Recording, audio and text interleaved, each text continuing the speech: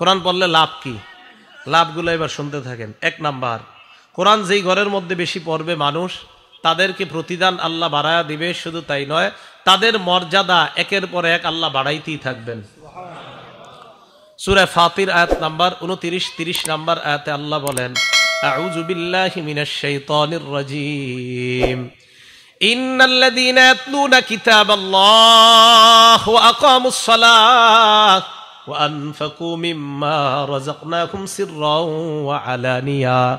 নিশ্চয়ই যারা আল্লাহর কোরআন তেলাওয়াত করে, 2 নাম্বার ওয়া আকামুস সালাহ, নামাজ কায়েম করে, 3 নাম্বার ওয়া আনফাকু মিম্মা রাযাকনাহুম সিররাও ওয়া আলানিয়া, গোপনে প্রকাশ্যে আমি যাদেরকে রিজিক দান করলাম, এই রিজিক থেকে যারা আল্লাহর রাস্তায় খরচ করে, ইয়ারজুনা তিজারা, তারা এমন ব্যবসার আশা করে, লান তাবুর, যেই ব্যবসায় কখনো লস নাই, যেই ব্যবসা কখনো ধ্বংস হবে না, যেই ব্যবসা লাভ আর লাভ। কোরআন পড়লে, নামাজ পড়লে, দান করলে কোনো লস নাই, তা লাভ কি? ফাতিরের 30 নম্বর আয়াতে আল্লাহ বলেন, লিওয়াফিয়াহুম উজুরহুম, আল্লাহ তাদেরকে যেন তাদের পরিপূর্ণ প্রতিদান দিয়ে দেয়।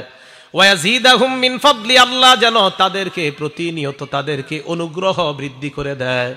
আয়াত প্রমাণ করে, যেই ঘরের মধ্যে কোরআন তেলাওয়াত করা হয়, ওই ঘরের মধ্যে যত সমস্যা, অভাব, অনটন আল্লাহ দূর করে দেয়। কোরআন পড়েন, সবাই কোরআন পড়েন। আগে কৃষকরাও সকালবেলা কোরআন পড়তো, সবাই কোরআন পড়তো আগে দেশ গ্রামে। 15-20 বছর আগে কোরআনের আওয়াজ ছিল। যেই মোবাইল আসলো হাতে হাতে, এখন শুধু মাসালা জিগায়, মোবাইলে পড়লে হবে কি হবে না, এটা জিগাইতে জিগাইতে আর পড়ে না। হবে, অবশ্যই হবে, মোবাইলে পড়লেও হবে, কিন্তু পড়েননি। মোবাইলে পড়লে হবে, কিন্তু পড়েন না তো। আল্লাহ আমাদেরকে কোরআন পড়ার তৌফিক দান করেন। 2 নাম্বার ফজিলত, কোরআনের সাথে যে মহব্বত লাগায়, কোরআনের সাথে যে ভালোবাসা স্থাপন করে, উনি যদি বস্তিরও হয়, 10 তলার হয়, তার দাম বেড়ে যায়। কি বললাম? বস্তির হইলেও দাম বেড়ে যায়। দলিল, ইবনে মাজাহ হাদিসের একটা কিতাব আছে, এই কিতাবের 218 নাম্বার হাদিস, মুসলিম শরীফও আসছে হাদিসটা। হযরত ওমর ইবনুল খাত্তাব রাদিয়াল্লাহু তাআলা আন, তখন আমিরুল মুমিনিন, তিনি মক্কায় একজনকে প্রশাসনিক কাজে দায়িত্ব দিলেন। যাকে দায়িত্ব দিলেন তার নাম রাফি ইবনু আব্দুল হারিস। শুধু রাফি মনে রাখলে চলবে, রাফি বলেন কি নাম? ওনাকে মক্কার প্রশাসনিক কাজের দায়িত্ব দিলেন ওমর ইবনুল খাত্তাব। এই রাফি লাকিয়া ওমর ইবনুল খাত্তাব বিউসফান, উসফান নামে একটা জায়গা আছে, এই জায়গায় হযরত ওমর ফারুকের সাথে মক্কার ওই প্রশাসক হযরত ওমরের সাথে দেখা করলেন। মক্কার আশেপাশে আবার ছোট ছোট এলাকা আছে, ওই এলাকায় আবার যারা দায়িত্বশীল, তাদের লিডার আবার ওই মক্কার প্রশাসনিক কাজের প্রধান যিনি, আবার বুঝেন, সবার প্রধান আমিরুল মুমিনিন হযরত ওমর। হযরত ওমর রাদিয়াল্লাহু তাআলা আনহুর অধীনে মক্কার প্রশাসক তখন রাফি। এই রাফি রহমতুল্লাহর অধীনে আবার মক্কার আশেপাশের যে গ্রামগুলা, তো এই গ্রামেরও আবার বিভিন্ন প্রশাসক আছে ছোট ছোট, এগুলার অধীন, কার অধীনে? মক্কার যিনি প্রধান তার অধীনে। তো উসফান নামক জায়গায় হযরত ওমরের যখন সাক্ষাৎ হয়েছে, হযরত ওমর ফারুক খবর নিলেন, কি ব্যাপার, কি অবস্থা তোমার? জি আলহামদুলিল্লাহ, ভালো হুজুর। তো হযরত ওমর ফারুক বললেন, মানিস্তাখলাফতা আলা আহলিল ওয়াদি, মক্কার আশেপাশে গ্রাম, এই গ্রামগুলোর মধ্যে তুমি কাকে প্রশাসক বানাইছো? রাফে জবাব দিলেন, ইবনে আবজা, আমি যাকে প্রশাসক বানিয়েছি তার নাম হলো ইবনু আবজা। বলেন, ইবনে আবজা। কি নাম? হযরত ওমর কয়, এটা আবার কে? মান ইবনু আবজা, ইবনে আবজা আবার কে? রাফে জবাব দেয়, রাজুলুম মিন মাওয়ালিনা, তিনি হলেন আমাদের একজন আজাদকৃত গোলাম। আজাদকৃত গোলাম। হযরত ওমর ফারুক বললেন, এটা আবার কি করলা? ফাস্তাখলাফতা আলা আহলিল ওয়াদি রাজুলাম মিন মাওয়ালিকুম, একজন গোলামকে তোমরা প্রশাসক বানায়া দিলা, একজন গোলামকে তুমি এত বড় দায়িত্ব দিয়ে দিলা। রাফে রহমতুল্লাহ জবাব দেয়, আমিরুল মুমিনিন তিনি যদিও গোলাম, তার মধ্যে আলাদা 3টা গুণ আছে। কয়টা? 1 নাম্বার, ইন্নাহু লাকারিউন লিকিতাবিল্লাহ, তিনি আল্লাহর কোরআনের অভিজ্ঞ ব্যক্তি। 2 নাম্বার, আলিমুন বিল ফারাইজ, ইলমুল ফারাইজের ব্যাপারে তার অনেক দক্ষতা। 3 নাম্বার, কাযিন, উনি বিচার সুন্দর করতে পারে। আমিরুল মুমিনিন, এই 3 গুণ থাকার কারণে আমি তাকে গ্রাম্য প্রশাসনিক কাজের দায়িত্বে নিয়োজিত করে দিলাম। ওমর ফারুক বলেন, আসল কথা হলো আমা ইন্না নবিয়াকুম সাল্লাল্লাহু আলাইহি ওয়াসাল্লাম ক্বাল, নবীজি বলেছেন, ইন্নাল্লাহা ইয়ারফাউ বিহাদাল কিতাবি আকওয়ামা, কোরআন এমন এক কিতাব, এই কিতাবের সাথে যার সম্পর্ক তৈরি হয়ে যায়, গোলামও যদি কোরআনের সাথে সম্পর্ক তৈরি করে নেয়, ইয়ারফাউ বিহাদাল কিতাবি আকওয়ামা, আল্লাহ কোরআনের কারণে ওই মানুষগুলার মর্যাদা বাড়ায়া দেয়। গোলাম কোরআনের সাথে সম্পর্ক রাখছে, মর্যাদা বেড়ে গেছে। আমাদের দেশে যে ছেলেগুলো আন্তর্জাতিকভাবে নাম করতেছে, বেশিরভাগের ইতিহাস তালাশ করেন, এদের মা বাবা তো বড় লোক না, ধনী না। এই যে কয়দিন আগে যে তাকরিম ছেলেটা, ওদের বাড়ি হলো সিরাজগঞ্জ, ছিল চরে বাড়িঘর সব নিয়ে নিস আপনার ওই যে নদীর পানিতে, এরপরে নাগরপুরা এসে বাড়ি করছে টাঙ্গাইল। এই বাড়ি দেখবেন একদম কি অবস্থা বাড়ির। তো এই ছেলে কোরআনের সাথে তার সম্পর্ক লাগার কারণে সারা দুনিয়া, ও অথচ টিনের ঘরে থাকে কিন্তু ওর নাম পুরা দুনিয়া জানে। কোরআন, তাহলে কোরআন সম্মান বাড়ায় না? কোরআন সম্মান। অনেক 20 তলার মালিকরা আপনারা চিনেন না, কেউ এরকম আছে যে 10টা বাড়ির মালিক কেউ নাম জানেন না, কিন্তু এই যে টিনের ঘরের ছেলেটার নাম পুরা দুনিয়া জানে। কোরআন, কোরআনের সাথে যার সম্পর্ক লাগবে তার মর্যাদা বেড়ে যাবে। ইন্নাল্লাহা ইয়ারফাউ বিহাদাল কিতাবি আকওয়ামা, নিশ্চয় আল্লাহ পাক রব্বুল আলামিন এই কোরআনের মাধ্যমে, এই কিতাবের মাধ্যমে একদল মানুষকে মর্যাদা বাড়ায় দেয়, সম্মানিত করে দেয়। ওয়ায়াদউ বিহি আখারিন, আরেক দলকে আল্লাহ লাঞ্ছিত করে দেয়। আপনারাও দেখেন আপনাদের এলাকার এই যে ফরিদপুরের হযরত মাওলানা শেখুল হাদিস আব্দুল গাফফার সাহেবকে কে না চিনে বলেন, অথচ আপনাদের এই ফরিদপুরের অনেক ধনী মানুষকে আপনারা কেউ চিনেন না। তো বলতেছিলাম, কোরআনের সাথে যাদের সম্পর্ক লাগবে তাদের মর্যাদা বেড়ে যাবে, এগুলো 2 নাম্বার কথা। আবার কোরআনের সাথে সম্পর্ক রাখা যদি বেয়াদবি করে, তাদেরকে আল্লাহ লাঞ্ছিত করে। ওয়ায়াদউ বিহি আখারিন, অপর দলকে আল্লাহ লাঞ্ছিত করে। আল্লাহ কোরআনের সাথে মহব্বত রেখে কোরআন অনুযায়ী চলার তৌফিক দান করেন। 3 নাম্বার, কোরআনের একটা অক্ষর যদি কেউ পড়ে, তার আমলনামায় 10টা সওয়াব লেখা হয়ে যায়।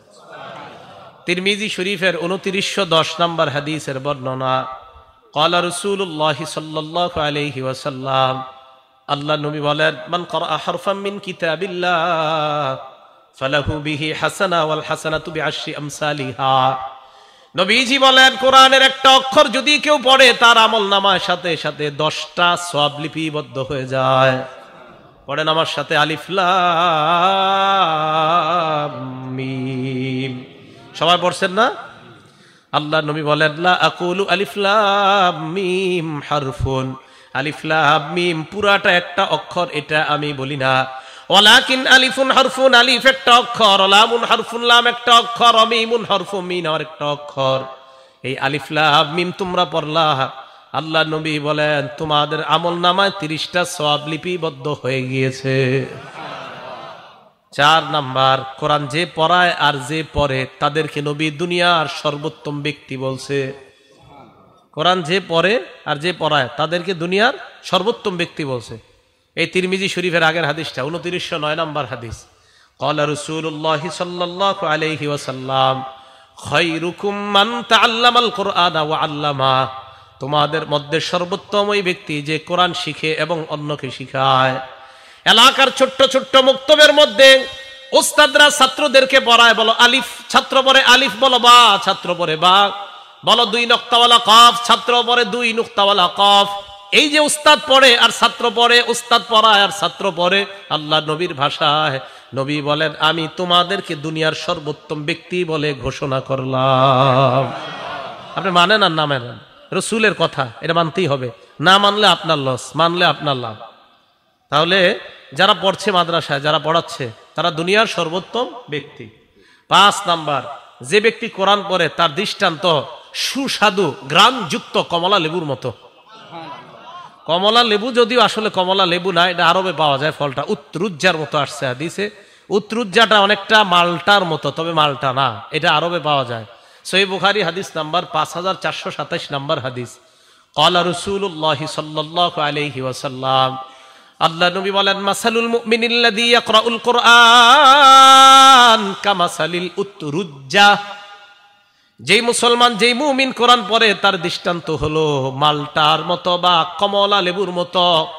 রিহুহা তাইয়িবুন ওয়া তা'মুহা তাইয়িবুন, যার ঘ্রাণও বড় চমৎকার, যার স্বাদও বড় চমৎকার। ইমানদার যদি কোরআন পড়ে ইমানের কারণে আর কোরআন পড়ার কারণে, এই দুইটা গুণের কারণে, 1 নাম্বার ইমান, 2 নাম্বার কোরআন, দুটোটার কারণে ওই ইমানদার আল্লাহর কাছে স্বাদ এবং ঘ্রাণওয়ালা ইমানদার হয়ে যায়। একজন কোরআন পড়ে আর একজন পড়ে না, আল্লাহ কয় এটার ঘ্রাণ আছে আমার কাছে খুব বেশি। আল্লাহর কাছে ঘ্রাণযুক্ত ইমানদার হয়ে যায়। ওয়া মাসালুল মুমিনিল্লাযী লা ইয়াকরাউল কুরআন, যে ইমানদার কোরআন পড়ে না তার দৃষ্টান্ত মাসালুত তামর, খেজুরের মতো। বলেন, যে ইমানদার কোরআন পড়ে না তার দৃষ্টান্ত কার মতো? খেজুর। খেজুর কিসের মতো? খেজুরের মতো। লা রিহা লাহা, খেজুরের ঘ্রাণ নাই। ওয়া তা'মুহা তাইয়িবুন, তবে খেজুর মিষ্টি। তা'মুহা হুলবুন, তার মিষ্টতা আছে। ইমান আর থাকার কারণে তার মাঝে একটা স্বাদ আছে, কিন্তু কোরআন না পড়ার কারণে তার ঘ্রাণ নাই। তাহলে 2 মুমিন একসাথে আছে, একজন কোরআন পড়ে আরেকজন কোরআন পড়ে না। ইমানের কারণে তার স্বাদ আছে, আরেক মুমিনের ইমানও আছে, কোরআনও আছে, তার স্বাদও আছে, আবার আজীব একটা ঘ্রাণও আছে, তার একটা ঘ্রাণও আছে। 3 নাম্বার ওমাসালুল মুনাফিকিল্লাযী ইয়াকরাউল কুরআন কামাসালির রাইহদাম, কোন মুনাফিক যদি কোরআন পড়ে তার দৃষ্টান্ত গোলাপ ফুলের মতো। কোন মুনাফিক কোরআন পড়ে তার দৃষ্টান্ত গোলাপ ফুলের মতো। গোলাপ ফুল কেমন? কয় রিহুহা তাইয়িবুন, এই গোলাপ ফুলের ঘ্রাণ বড় চমৎকার। ওয়া তা'মুহা মুররুন, তবে স্বাদ একদম তিতা। মুনাফিক হওয়ার কারণে স্বাদ নাই, তবে ঘ্রাণ আছে। 4 নাম্বার ওমাসালুল মুনাফিকিল্লাযী লা ইয়াকরাউল কুরআন, যে মুনাফিক সমাজে বইলা বেড়ায় আমি ইমানদার, আসলে ইমানদার না, দিলেও ইমান নাই, মুখে শুধু বলে ইমানদার। 1 নাম্বার তার মুনাফিকি পরিচয়। 2 নাম্বার সে কোরআন পড়ে না, নামাজও পড়ে না, কোরআনও পড়ে না। তার দৃষ্টান্ত কামাসালিল হানজালা, মাকাল ফলের মতো। যে মাকাল ফলের ঘ্রাণও নাই, তার স্বাদ একদম তিতা। তাহলে যেই ইমানদার কোরআন পড়ে তার দৃষ্টান্ত ঘ্রাণওয়ালা এবং স্বাদওয়ালা ফলের মতো। তাহলে আমরা ইনশাআল্লাহ ঘ্রাণওয়ালা এবং স্বাদওয়ালা ইমানদার যেন হতে পারি, আল্লাহ তৌফিক দান করেন। তার মাদ্রাসায় যে ছেলেগুলা পড়াশোনা করে, আপনারা বলেন মক্তবে, মাদ্রাসায় অথবা উলামায়ে কেরাম যারা পড়ায়, তাদের তো 24 ঘন্টা তাদের থেকে একটা ওই কোরআনের ঘ্রাণ বের হতেই থাকে। সুবহানাল্লাহ। কি কথা বিশ্বাস হয়েছে তো সবার? কেন হবে না? বুখারী শরীফের 5427 নাম্বার হাদিসের বর্ণনা বললাম এটা। 6 নাম্বার, রাতের বেলা আপনি একা একা উঠে কোরআন পড়তেছেন 2টা 3টায় বা 3:30টায়, কথার কথা, হ্যাঁ 3:30টায় উঠছেন, অথবা বাচ্চাদেরকে উঠাই দিয়েছেন, এলাকার সবাই ঘুমায়, এলাকার কেউ কোরআন শোনার মতো নাই। আল্লাহ নবী কয়, তো কি হয়েছে? কেউ না শুনলে ফেরেশতারা শুনে। কারা শুনে? দলিল মুসলিম শরীফের 796 নাম্বার হাদিস। আমাদের মাদ্রাসার পাঠ্যপুস্তক অনুসারে মোট হাদিস সংখ্যা হবে 3033টা। এই অনুসারে মোট হাদিস সংখ্যা হবে 796। ক্বালা রাসূলুল্লাহি সাল্লাল্লাহু আলাইহি ওয়াসাল্লাম। আচ্ছা, নবীজি শেষের দিকে কথাটা বলছে, পুরা হাদিসটা শোনেন, এটা মজার ঘটনা এই হাদিসটা। হাদিসের বর্ণনাকারী সাহাবার নাম আবু সাঈদ খুদরি রাদিয়াল্লাহু তাআলা। তিনি যার সম্পর্কে বর্ণনা করেছেন হাদিসটা, তার নাম উসাইদ ইবনে হুজাইর রাদিয়াল্লাহু তাআলা। এই উসাইদ ইবনে হুজাইর বলেন, আমি আমার আস্তাবল মানি যেখানে আমার ঘোড়াকে বেঁধে রাখি, এই আস্তাবলের মধ্যে আমি রাতের বেলা কোরআন পড়ছিলাম। আকরাউ ফি মিরবাদি, আমি রাতের বেলা আমার ঘোড়ার আস্তাবলে কোরআন পড়ছিলাম। আমার ছেলের নাম ইয়াহিয়া, ও পাশে শুয়ে শুয়ে ঘুমাইতেছে, পাশে শুয়ে রাখছে। তো উসাইদ ইবনে হুজাইর বলেন, আমি কোরআন পড়তে লাগলাম। ইসজালাত ফারাসুহু, উসাইদ ইবনে হুজাইরের ঘোড়াটা লাফানো শুরু করছে। উসাইদ ইবনে হুজাইর কোরআন তেলাওয়াত বন্ধ করলেন। ফাকরাআ সুম্মা জালাত উখরা, উসাইদ ইবনে হুজাইর কিছুক্ষণ চুপ থাকার পর আবার তেলাওয়াত শুরু করলেন। তেলাওয়াত যেই মাত্র শুরু হয়ে যায়, ঘোড়ার লাফ আবার শুরু হয়ে যায়। ঘটনা কি? উসাইদ ইবনে হুজাইর তেলাওয়াত বন্ধ হয়ে যায়, আবার তেলাওয়াত শুরু করে। ফাকরাআ সুম্মা জালাত আইযান, আবার তেলাওয়াত করে আবার ঘোড়া লাফানো শুরু করে দেয়। উসাইদ ইবনে হুজাইর চিন্তা করলেন, আমি যদি এত পড়তে থাকি, খাশিতু আন তাতা ইয়াহইয়া, আমি ভয় পেয়ে গেলাম, না জানি ঘোড়া লাফাইতে লাফাইতে আমার ছেলে ইয়াহিয়াকে পদপিষ্ট করে মেরে ফেলতে পারে, এই জন্য আমি পড়া থামায়া দিলাম। ফাকামা ইলাইহা, এবার আমি ঘোড়ার কাছে গেলাম, যাওয়ার পর উপরের দিকে তাকাইলাম, তাকায়া দেখলাম ফাইদা ফাওকা রাসি মিস্তুজুল্লাহ, আমার মাথার উপর মেঘখণ্ডের মতো দেখা যায়, মাথার উপর মেঘখণ্ড রাতের বেলা। এই মেঘখণ্ডের মধ্যে তাকায় দেখি ফিহা আমসালুস সুরুজ, অনেকগুলা বাতি ওই মেঘখণ্ডের মধ্যে দেখা যায়। বাতি বাতি অনেকগুলা বাতি একসাথে। আমি তাকায় রইলাম, হঠাৎ আমি দেখি আরজাত ফিল জাউই, ওই মেঘখণ্ডটা বাতি সহ শূন্যের মধ্যে চলে যায়। হাত্তামা আরাহা, আর দেখতে পাই না। ফালাম্মা গাদাউতু আলা রাসূলিল্লাহি সাল্লাল্লাহু আলাইহি ওয়াসাল্লাম, সকালবেলা আমি আল্লাহ নবীর কাছে আসলাম। আসার পর আল্লাহ নবীকে আমি বলতে লাগলাম, ইয়া রাসূলুল্লাহ বাইনামা আনাল বারিহাতা আকরাউ ফি মিরবাদি, গত রাতে আমি আমার আস্তাবলের মধ্যে কোরআন পড়ছিলাম, হঠাৎ আমার ঘোড়াটা লাফানো শুরু করে দেয়। আল্লাহ নবী কয়, ইকরা ইবনে হুজাইর, ও উসাইদ ইবনে হুজাইর, যদি তুমি আরো তেলাওয়াত করতা। হুজুর আরো তো করছি। তারপর হুজুর আরো তেলাওয়াত করলাম, ঘোড়া আরো লাফায়। নবীজি কয়, ইস ইকরা ইবনে হুজাইর, আরো পড়তা। হুজুর আরো পড়ছি তো। আবার ঘোড়া লাফায়, আবার থামলাম। নবী কয়, ইকরা ইবনে হুজাইর, ও ইবনে হুজাইর, তুমি আরো পড়তা। হুজুর আবার পড়ছি। পরে টেনশন করলাম, আমার ছেলেটার গায়ের মধ্যে এই ঘোড়া লাফাইতে লাফাইতে পা পড়লে আমার ছেলেটা মারা যাবে। নবীজি কয়, ইকরা ইবনে হুজাইর, যদি আরো পড়তা। হুজুর আর বলি নাই, থাইমা গেছে। নবীজি বললেন, তুমি পড়ো নাই আর কয় না।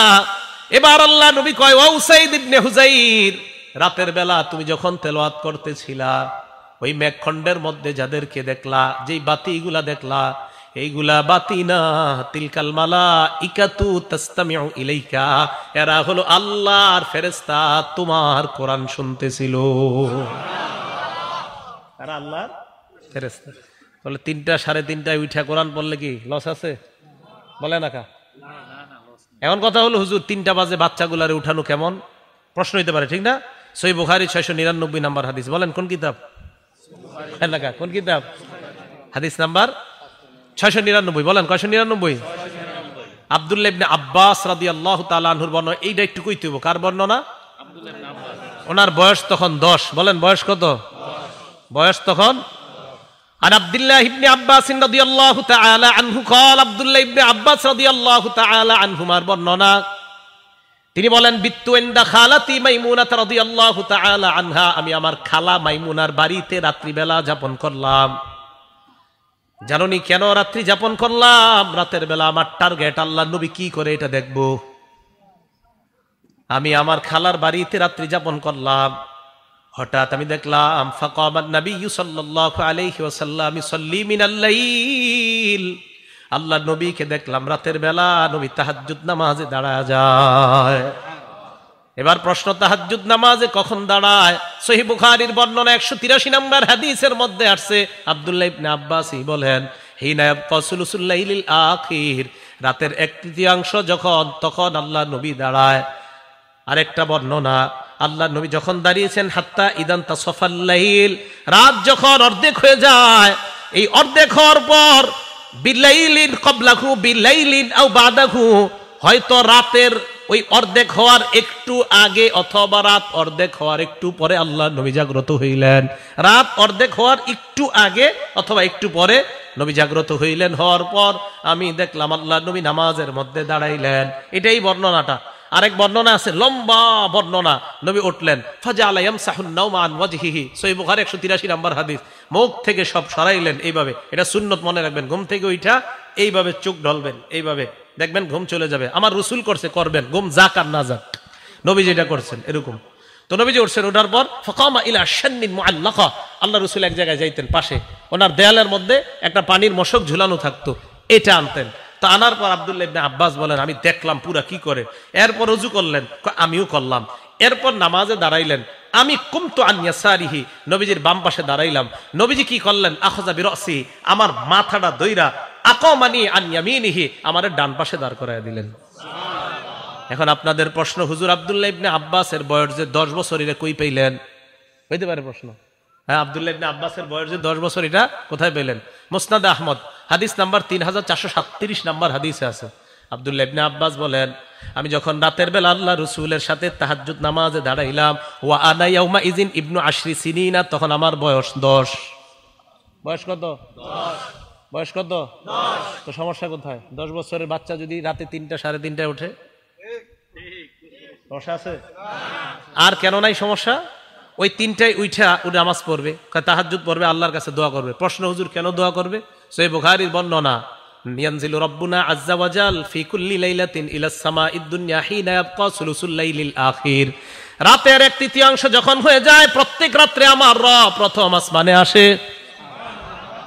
আসার পর বলে, মাইয়াদউনি, আমার কাছে যে চাইবে, আমাকে যে ডাকবে, আমাকে যে ডাকবে, ফাস্তাজিবা লা, আমি তার ডাকে সাড়া দিব। ওয়া মাইয়াসআলুনি ফাউতিয়া, আমার কাছে যে চাইবে আমি তাকে দিব। ওয়া মাইয়াস্তাগফিরুনি ফাগফির লা, যে আমার কাছে ক্ষমা চাবে আমি তাকে ক্ষমা করব। একটা ছেলে আল্লাহর কাছে যদি বলে, আল্লাহ আমার 10 জন বন্ধু আছে, তারা 5 পৃষ্ঠা করে সবক দিতে পারে, আমি 2 পৃষ্ঠা কেন পারি না? মাবুদ তুমি আমাকে তাদের মতো যেন আমিও পারি, আমাকে তৌফিক দিয়ে দাও। হতেও তো পারে রাতের ওই অংশের দোয়া আল্লাহ কবুল করে তাকে ওই 10 জনের মতো মেধাবী আল্লাহ বানায়া দিবেন। কি কথা বুঝে আসছে? তাহলে রাতের বেলা যদি বাচ্চা উঠে, এটা কি দলিল সহ না দলিল ছাড়া? দলিল সহ। আল্লাহ আমাদেরকে বুঝার তৌফিক দান করেন। খায়ের, বলছিলাম রাসূল আকরাম সাল্লাল্লাহু আলাইহি সাল্লাম বলেন, তারা ছিল ফেরেশতা। বুঝলে গেছেন নি কোন জায়গায় ছিলাম? মুসলিম শরীফে 796 নম্বর হাদিসে ছিলাম। তো তারা ফেরেশতা, তিলকাল মালাইকা, তারা হলো ফেরেশতা, তারা তোমার পড়া শুনতে ছিল। এবার আল্লাহ নবী বলেন, লাউ করাতা, তুমি যদি পড়তেই থাকতা, আসবাহাত হাত্তা ইয়ারাহান নাস মা তাস্তাতিরু ইলাইহিম, তুমি যদি সকাল পর্যন্ত পড়তা, ফজরের আজান শুইনা মুসল্লিরা যখন মসজিদে আসতো, তারা সচক্ষে ফেরেশতাদেরকে দেখতে পাইতো। তাহলে রাতের বেলা কোরআন তেলাওয়াত করা এটাও প্রমাণিত। রাতের বেলা তাহাজ্জুদ পড়া, বাচ্চা পড়বে এটাও প্রমাণিত। ওই সময় আল্লাহ দেওয়ার জন্য প্রস্তুত থাকে, তাই বাচ্চারা ওই সময় উঠা তাদেরকে এই অভ্যাস করানো যে আল্লাহর কাছে চাওয়ার অভ্যাস করো, এটাও প্রমাণিত। আর ওই সময় মানুষ যদিও কোরআন তেলাওয়াত না শোনে, ওই সময় ফেরেশতারা কোরআন তেলাওয়াত শোনে, এটাও আমরা হাদিস থেকে প্রমাণ পাইলাম। আল্লাহ আমাদের সকলকে বুঝার তৌফিক দান করেন। 7 নাম্বার কথা, কোরআনের মর্যাদা এত বেশি, 2 ব্যক্তি শহীদ হয়ে গেছে। কয়জন? 2 জন শহীদ হয়েছে। এই 2 জন শহীদ হওয়ার পর কারে কবরে রাখবে? এক কবরে রাখবে 2 জনের আর কি। উহুদের যুদ্ধে প্রায় 70 জন শহীদ হয়েছে। এই শহীদদেরকে নবীজি 2 জনের এক কাফনের কাপড়ের মধ্যে পেঁচাইতেছে। অভাব, আপনার নাই, কাফনের কাপড় নাই, টাকাও নাই, অর্থের সংকট। রাসূল আকরাম সাল্লাল্লাহু আলাইহি সাল্লাম 2 শহীদকে এক কাপড়ের মধ্যে পেঁচাইতেছে। সহিহ বুখারীর 1343 নম্বর হাদিস, 1343, 1343। এই হাদিসে আসছে, কানান নবী সাল্লাল্লাহু আলাইহি ওয়াসাল্লাম ইয়াজমাউ বাইনার রাজুলাইনি মিন কতলা উহুদিন ফি সাওবিন ওয়াহিদ। উহুদের যুদ্ধে যারা শহীদ হয়েছে তাদের মধ্যে 2 ব্যক্তিকে আল্লাহ রাসূল এক কাপড়ের মধ্যে পেঁচাইলেন। পেঁচানোর পর আল্লাহ নবী প্রশ্ন করতেন, আইয়ুহুম আকসারু আখজান লিল কুরআন, এই 2 জনের মধ্যে কোরআন পারে বেশি কে? ফাইদা উশিরা ইলা আহাদিহিমা, সাহাবাদের মধ্যে যখন বলা হইতো, ইয়া রাসূলুল্লাহ এই 2 জনের মধ্যে ওমকে কোরআন বেশি পারে, আল্লাহ নবী কবরে রাখার সময় কদ্দামাহু ফিল লাহদি, ওই কোরআনওয়ালা শহীদকে আল্লাহ নবী প্রাধান্য দিয়ে কবরের মধ্যে রাখতেন। তাহলে কি বোঝা যায় বলেন? কোরআনওয়ালার মর্যাদা মরার আগে না মরার পরেও? বুঝেন নাই? কোরআনওয়ালার মর্যাদা মরার আগে না পরেও? কোরআনওয়ালার মর্যাদা শহীদ হওয়ার আগে না শহীদ হওয়ার পরেও? আল্লাহ বুঝার তৌফিক দান করেন। 8 নাম্বার, কোরআন যে ব্যক্তি পড়ে, যারা কোরআন পড়ে তারা আল্লাহর পরিবারভুক্ত হয়ে যায়। বলেন কোরআনওয়ালা কার পরিবারভুক্ত? একটু জোরে বলেন, কোরআনওয়ালা কার পরিবারভুক্ত? হ্যাঁ, কোরআনওয়ালা আল্লাহর পরিবারভুক্ত। দলিল ইবনে মাজাহ কিতাবের নাম, হাদিস নাম্বার 215 নাম্বার হাদিস। ক্বালা রাসূলুল্লাহ সাল্লাল্লাহু আলাইহি ওয়াসাল্লাম, আল্লাহ নবী বলেন, ইন্না লিল্লাহি আহলিনা মিনান নাস, মানুষের মধ্যে কিছু মানুষ আছে যারা আল্লাহর পরিবারের সদস্য। সাহাবারা প্রশ্ন করলেন, মান হুম ইয়া রাসূলুল্লাহ, এরা কারা আপনার কাছে জানতে চাই। আল্লাহ নবী জবাব দিলেন, হুম আহলুল কোরআন আহলুল্লাহি ওয়া খাসাতুহু, যারা কোরআনওয়ালা, কোরআনের ধারক বাহক, তারা আল্লাহর পরিবার এবং আল্লাহর বিশেষ অন্তর্ভুক্ত হয়ে যায়। উনি আমার আস্থা ভাজন, বলে না এরকম? উনি প্রধানমন্ত্রীর আস্থা ভাজন। কোরআনওয়ালারা আল্লাহর আস্থা ভাজন, আল্লাহর বিশেষ পার্সোনাল মেহমান হলো কোরআনওয়ালারা। আর আমরা সবাই কার বান্দা? আমরা সবাই কার বান্দা? আল্লাহর বান্দা। আমাদের মধ্যে যারা হাফেজে কোরআন, তারা আল্লাহর পার্সোনাল বান্দা, বিশেষ। এরা আমার পার্সোনাল, এরা প্রাইভেট আমার। তাহলে কোরআনওয়ালার মর্যাদা আল্লাহ দেয়, রসুল দেয়, আমরা দিতে সমস্যা কোথায়? আল্লাহ বুঝার তৌফিক দান করেন। 9 নাম্বার, কোরআনওয়ালাকে সম্মান করা, একজন হাফেজে কোরআনকে সম্মান করা মানে আল্লাহকে সম্মান করা। বলেন বলেন, কোরআনওয়ালাকে সম্মান করা, বলেন আল্লাহকে সম্মান করা। আবার বলেন, কোরআনওয়ালাকে সম্মান করা, আল্লাহকে সম্মান করা। আবু দাউদ শরীফ হাদিস নাম্বার 4843 নাম্বার হাদিস। ক্বালা রাসূলুল্লাহ সাল্লাল্লাহু আলাইহি ওয়াসাল্লাম, আল্লাহ নবী বলেন, ইন্না মিন ইজলালিল্লাহ ইকরামা যিস শাইবাতিল মুসলিম, সাদা দাড়িওয়ালাকে সম্মান করা, ওয়া হামিলিল কোরআন, কোরআনওয়ালাকে সম্মান করা, ওয়া ইকরামা যিস সুলতানিল মুকসিত, ন্যায়পরায়ণ শাসককে সম্মান করা মানে আল্লাহকে সম্মান করা। বলেন, সাদা দাড়িওয়ালারে সম্মান করা মানে কারে সম্মান করা? হাফেজে কোরআনকে সম্মান করা মানে কাকে সম্মান করা? ইনসাফওয়ালা ন্যায়পরায়ণ শাসককে সম্মান করা মানে কাকে সম্মান করা? তাহলে তিন ব্যক্তিকে সম্মান করা মানে আল্লাহকে সম্মান করা। এক নাম্বার সাদা দাড়িওয়ালা মুরব্বী, একে সম্মান করা মানে আল্লাহকে সম্মান করা। দুই নাম্বার হামিল কোরআন, যারা কোরআনের ধারক বাহক। সাদা দাড়িওয়ালা যারা দেখবেন, এদের দেখলে আলাদা একটা মায়া লাগে। এই যে ডিআইটি মসজিদের খতিব সাহেব হুজুর এতবার আলোচনা করছে, হুজুরে দেখবেন দাড়িটার দিকে তাকাইলে একটা মায়া লাগে, আলাদা একটা মায়া কাজ করে। আপনারা দেখবেন উনি বয়ান কি করছে, হ্যাঁ ওইটা না শুনে দেখবেন অনেকে এরকম যে আরে দাড়িটাই তো এত সুন্দর লাগে। আমি অনেক সময় বলি আল্লাহওয়ালাদের মজলিসে যাওয়ার জন্য, শুধু এই কারণে আমি বলি যে আল্লাহওয়ালাদের মজলিসে যাবেন। হুজুর অনেক সময় যায়া যদি সামনাসামনি না বইতে পারি কথা বুঝি না।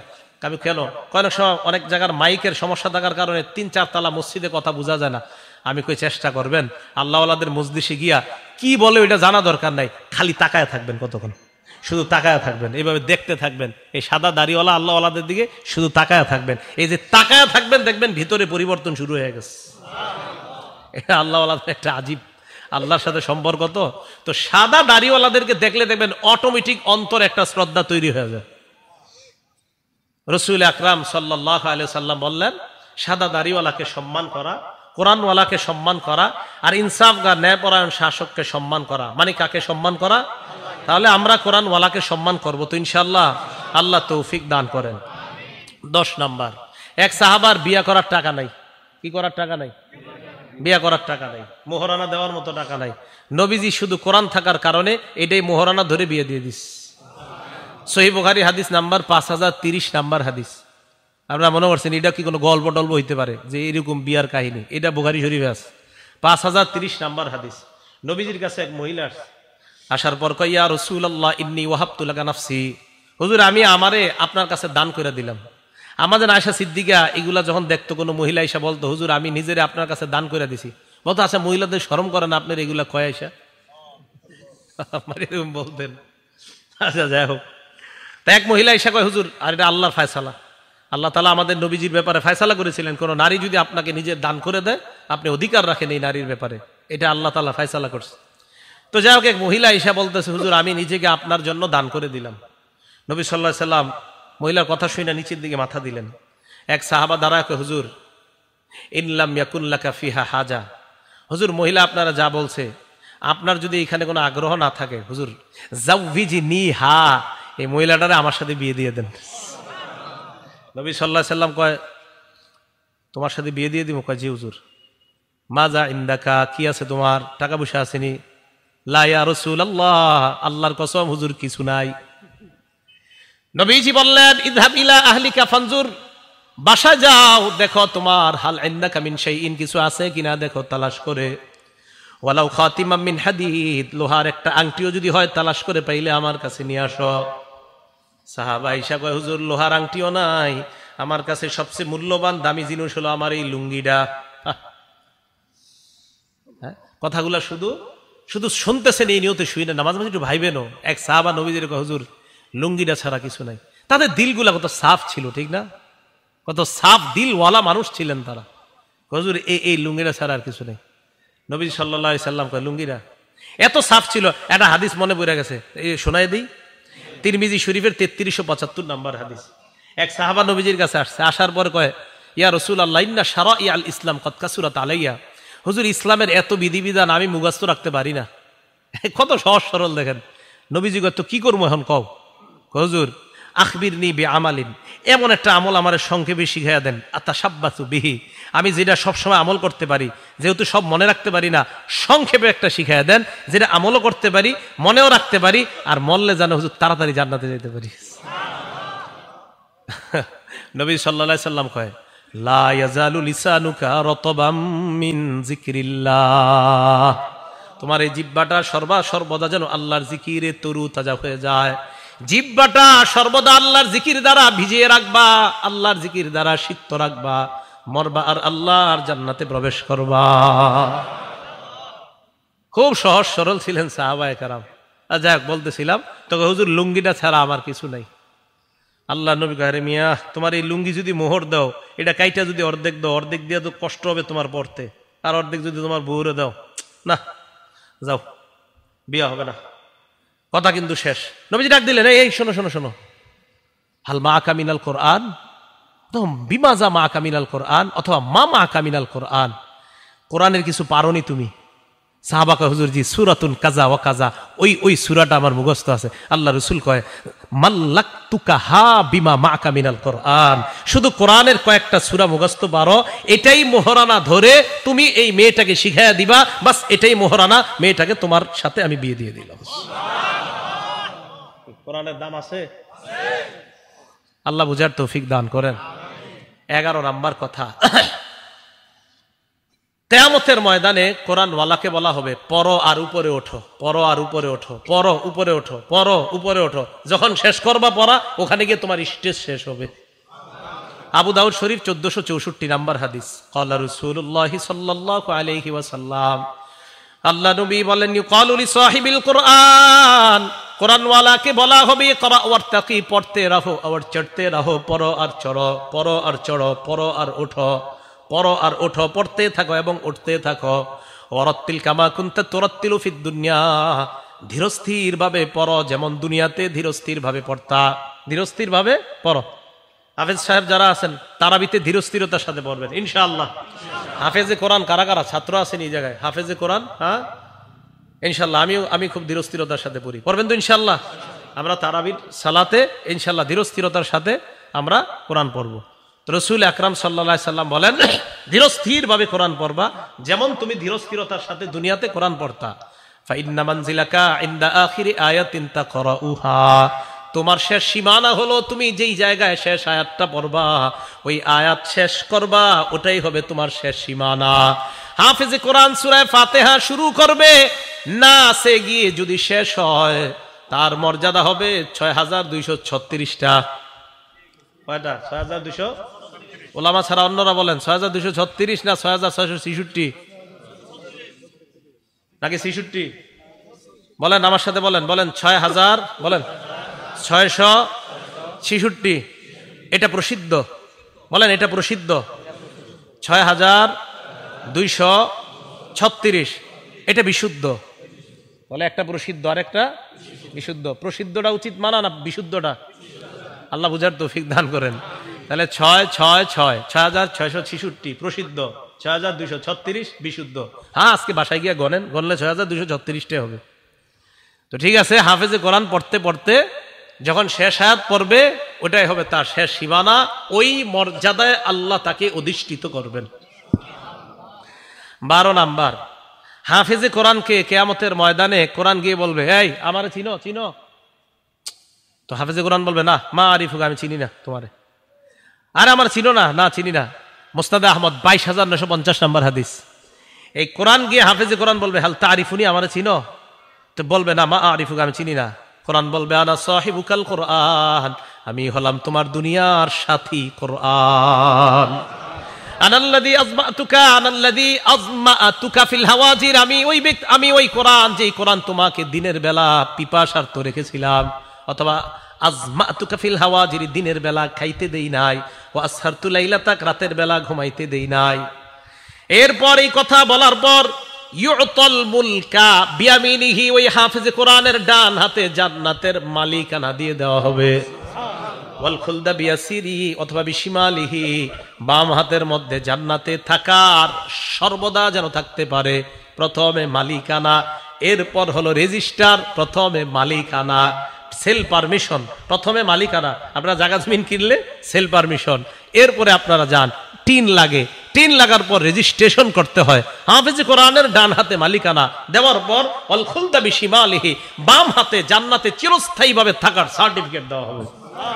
ওয়ায়ুদআলা রাসিহি তাজুল ওয়াকার, তার মাথার মধ্যে সম্মানের মুকুট পরিয়ে দেওয়া হবে। দুনিয়ার মধ্যে যদি কোনো হাফেজে কোরআনের কোনো দাম নাও থাকে, আখেরাতে কিন্তু তার মাথায় সম্মানের মুকুট। মানে আমাদের চোখে যদিও মনে হয় যে হাফেজে কোরআনের দাম নাই, আচ্ছা আপনারা বলেন তো, বাংলাদেশের নামটা সারা পৃথিবীতে সবচেয়ে উজ্জ্বল করছে কারা? এই কথাটা, এটা আপনি মানেন বা না মানেন, এটাই সত্যি কথা। তাহলে কি বোঝা গেল? তো এই ব্যক্তিকে দেওয়ার পর এটা তো হইল ওয়ায়ুকসা ওয়ালিদাহু হুল্লাতাইন, তার মা বাবা তাদেরকে এমন 2 জোড়া পোশাক পরায় দেওয়া হবে, লা ইউকাউইমু লাহুমা আহলুদ দুনিয়া, দুনিয়ার সবাই মিলেও এই 2 জোড়া পোশাকের মূল্য দিতে পারবে না।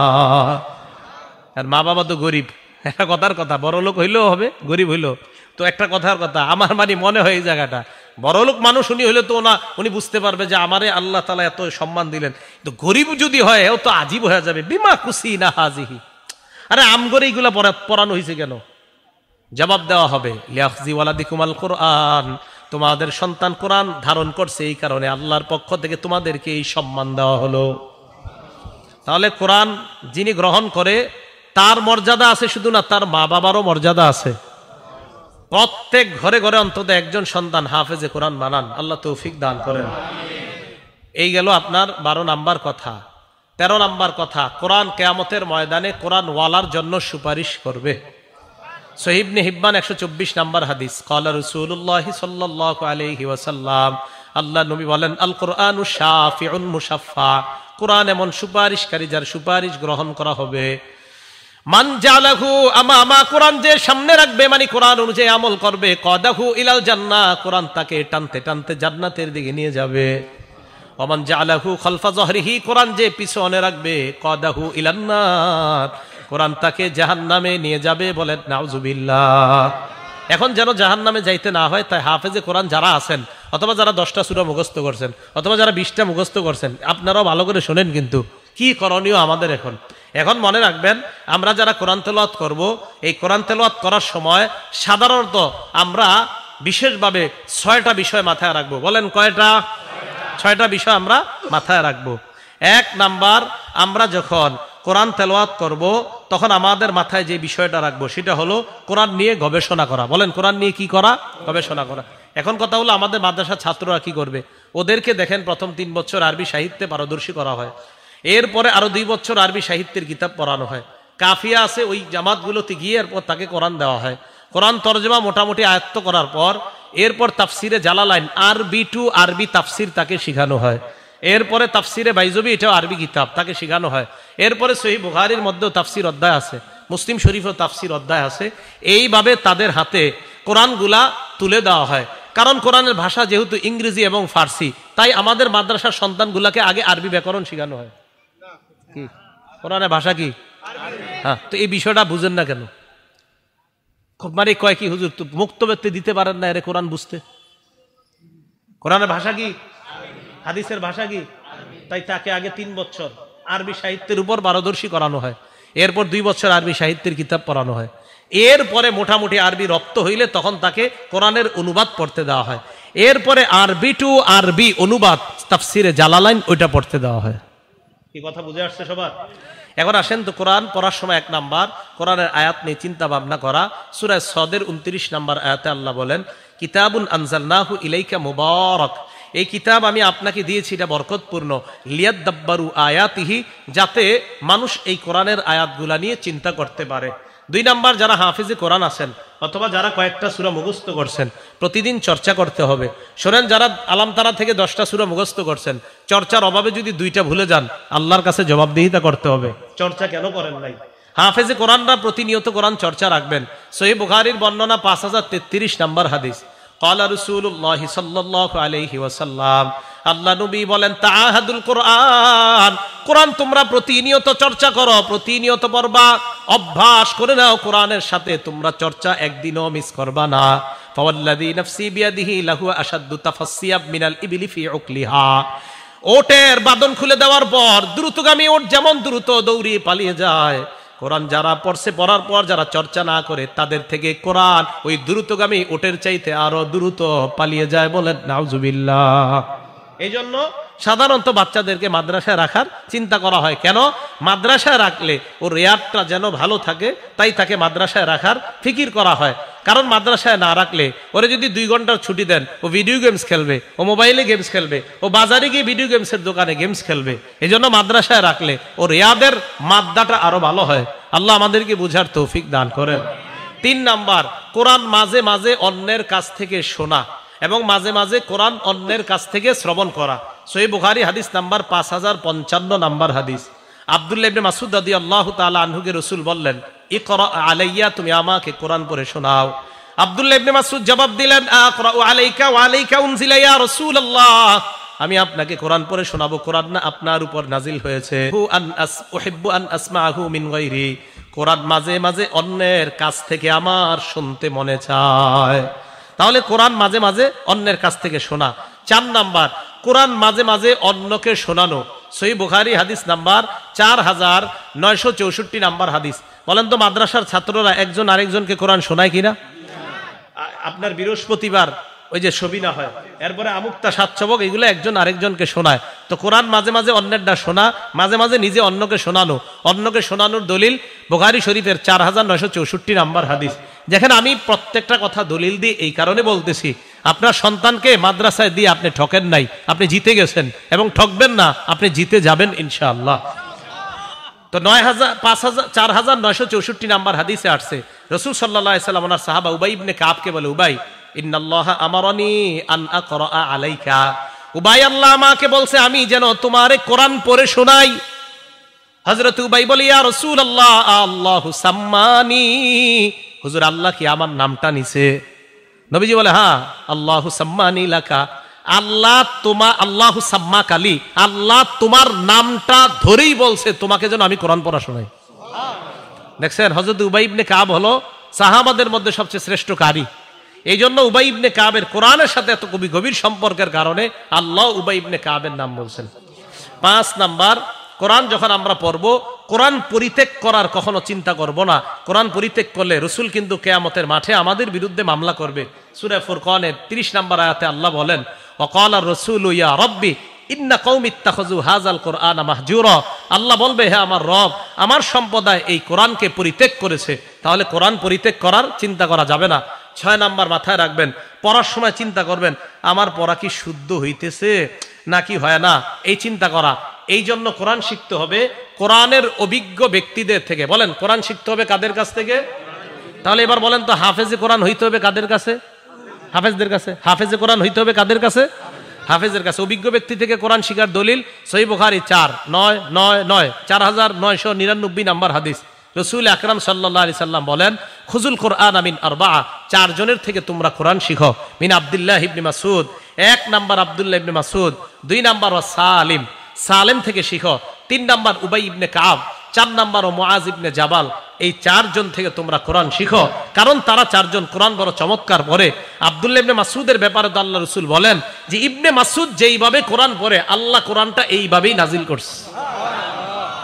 তাহলে কোরআনের অভিজ্ঞ ব্যক্তিদের থেকে কোরআন শিখা। তাহলে কি বুঝতে পারলাম? কোরআন এমন এক কিতাব, যে কিতাবে কোনো সন্দেহ নাই। কোরআন হেদায়েত, কোরআন রহমত, কোরআন বরকত। কোরআন ওয়ালার মর্যাদা আছে, কোরআন ওয়ালার বাবা মায়েরও মর্যাদা আছে। কোরআন শিখতে হবে কোরআনের অভিজ্ঞ প্রাজ্ঞ ব্যক্তিদের থেকে। আল্লাহ পাক রব্বুল আলামিন কোরআনের ব্যাপারে কোনো মানুষের অন্যায় কোনো কথায় আমরা কর্ণপাত না করে আমরা যেন কোরআনের আজমত মুহাব্বত আগের চেয়েও আরো বেশি বাড়িয়ে দিতে পারি। আল্লাহ তৌফিক দান করেন। আমিন। ওয়া আখিরু দাওয়ানা আনিল হামদুলিল্লাহি রাব্বিল আলামিন।